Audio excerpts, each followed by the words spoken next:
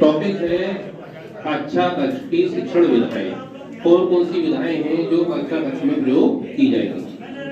सबसे पहला है टीएलएम का प्रयोग, दूसरा है कक्षा शिक्षण प्रक्रिया में छात्रों की भागीदारी, कार्य पुस्तिका का प्रयोग, लर्निंग व्हाइल डूइंग है, मूर्त से अमूर्त की ओर है, स्थूल से सूक्ष्म की ओर है, आईसीटी का प्रयोग है, छोटे छोटे ग्रुप्स में सभी बच्चों की भागीदारी सुनिश्चित करें, प्रिंट रिच गतिविधियों के लिए कक्षा कक्ष में इस्तेमाल सुनिश्चित करना, और इसके बाद में है चर्चा छात्र केंद्रित शिक्षण योजना का प्रयोग।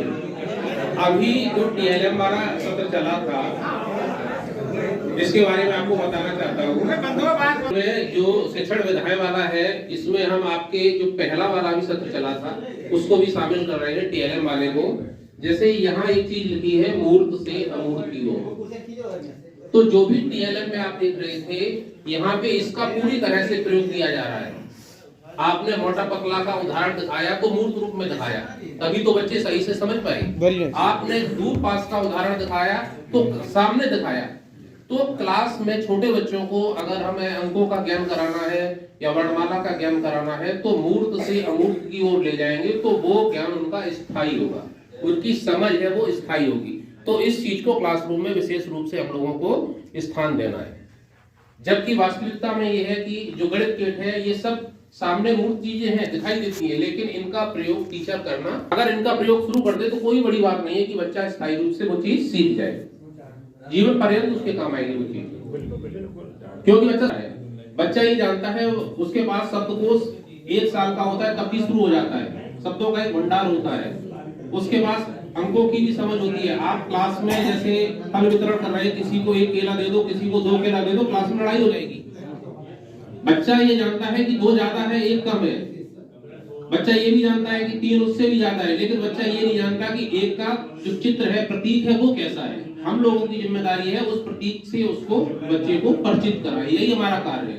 ऐसे ही वर्णमाला में शब्द भंडार उसके पास बहुत है, लेकिन उसको लिखना नहीं आता।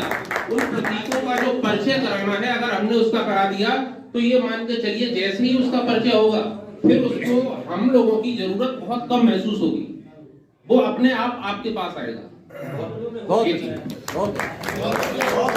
इसमें बस थोड़ा सा हम ये जोड़ना चाहते हैं कि जो हमारी छात्र केंद्रित शिक्षण विधा में जो यहाँ सब दिया गया छात्र केंद्रित, ये बहुत जरूरी है। सुबह भी बात हो रही थी कि सहयोगात्मक पर्यवेक्षण में या निपुण कक्ष के विषय में बात हो रही थी, लेकिन ये सभी बिंदु हो या जो हम लोगों ने सुबह चयनित के लिए बिंदु हो, ये सभी तब तक अधूरे हैं जब तक वो छात्र केंद्रित होने का तात्पर्य यही है कि हम जो कुछ भी कर रहे हैं, चाहे हमारी पुरानी प्रॉपर्टी हो, नवीन प्रॉपर्टी हो, आईसीटी हो, बच्चा अगर नहीं सीख रहा है तो सब बेकार है। तो इसीलिए जो चाहे आप छोटे छोटे ग्रुप्स बनाएं, बच्चे जो निष्क्रिय हैं उनको सक्रिय करें। एक होशियार बच्चे के साथ कमजोर बच्चे को बैठाना, बच्चों में आपस में समानता का भाव पैदा होना। और टीचर्स हमारे बहुत अच्छा, उन्होंने भी कहा था खुद पहले टीचर समानता का भाव लाएं, तब बच्चों को पैदा होगा।